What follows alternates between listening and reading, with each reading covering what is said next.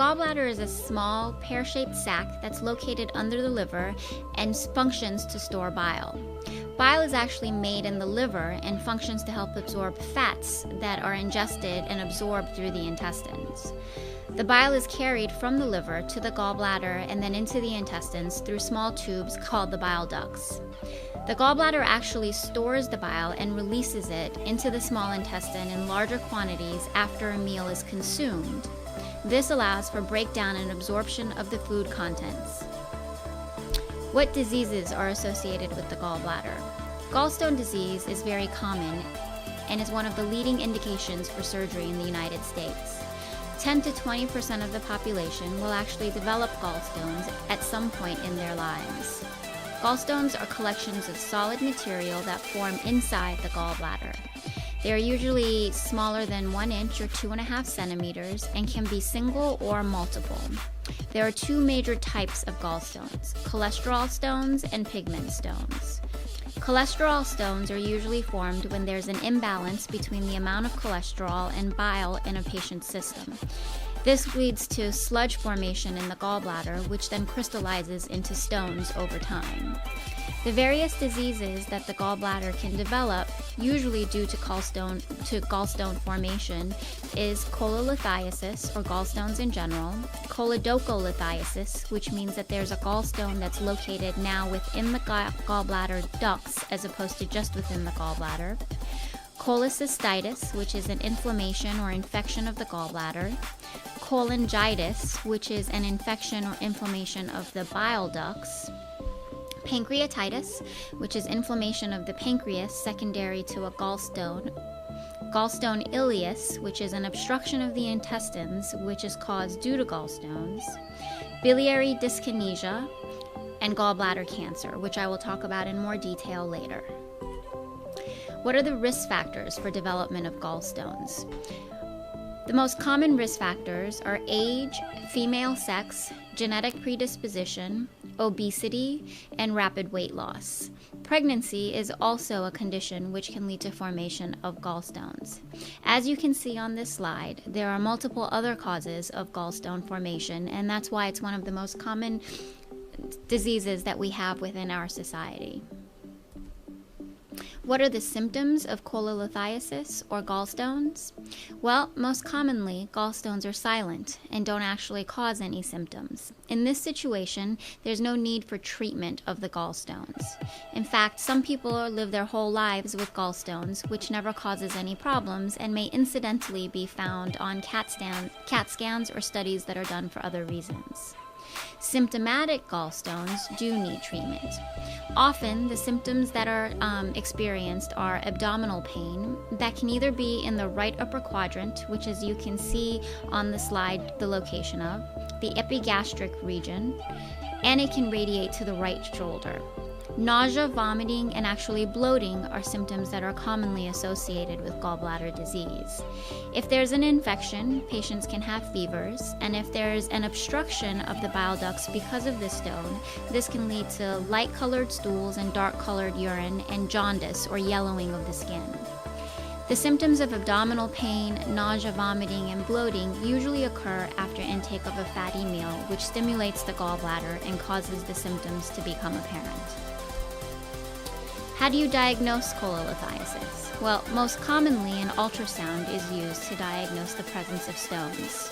This is a safe, non-invasive study that's painless to complete and uses high-frequency sound waves to identify the gallbladder and the gallstones. Here you can see what a normal gallbladder looks like, and when there's a gallstone in position, what that appears as on an ultrasound. There's no radiation used for this exam. We can also use what's called a HIDA-scan. This is an imaging procedure that helps track the production and flow of bile from the liver into the small intestine. It's a nuclear medicine scan that is also safe and non-invasive and painless.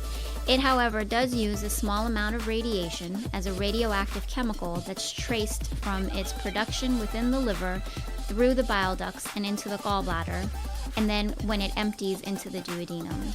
If it empties appropriately into all of these structures, we know that there's no underlying blockage of the bile ducts or the gallbladder. However, if one of these is abnormal, the study tells us where the process of disease is.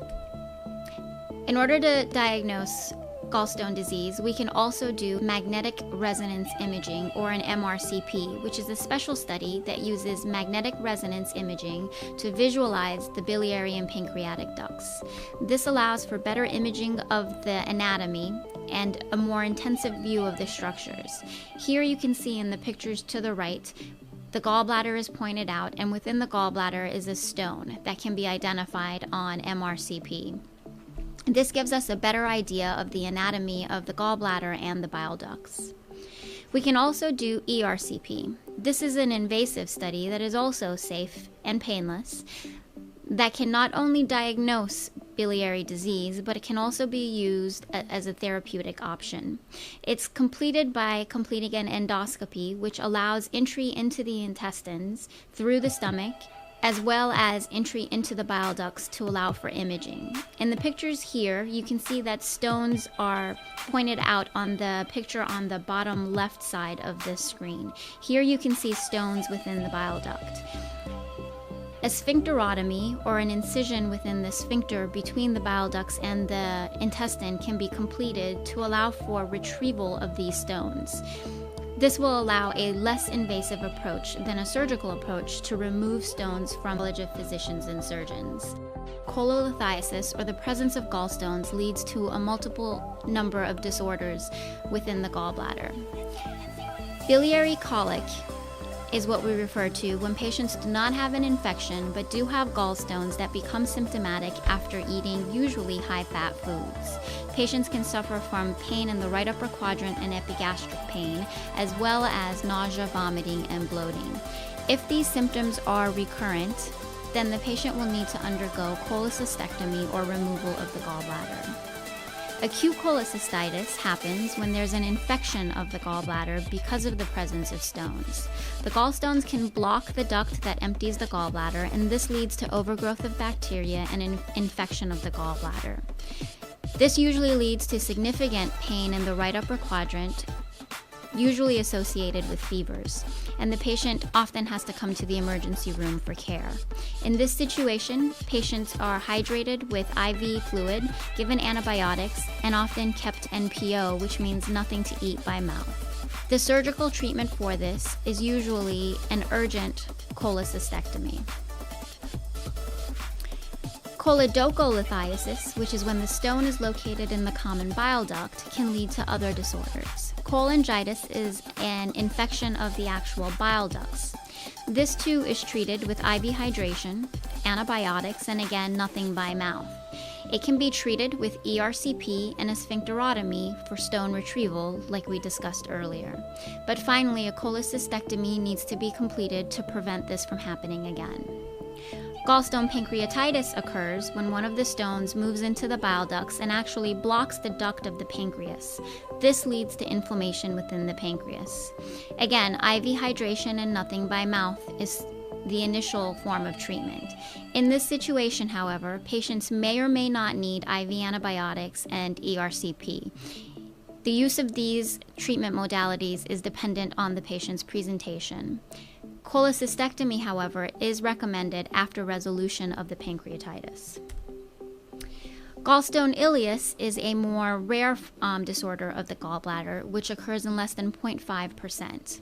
For gallstone ileus to occur, there is usually an abnormal connection between the gallbladder and the intestines, which allows for a stone to move into the intestine. This stone then causes blockage of the intestine, and patients present to the hospital with more a symptom of obstruction, with nausea, vomiting, and inability to tolerate food or liquids by mouth. In this situation, surgery is required for removal of the stone from the intestine, and rarely removal of part of the intestine.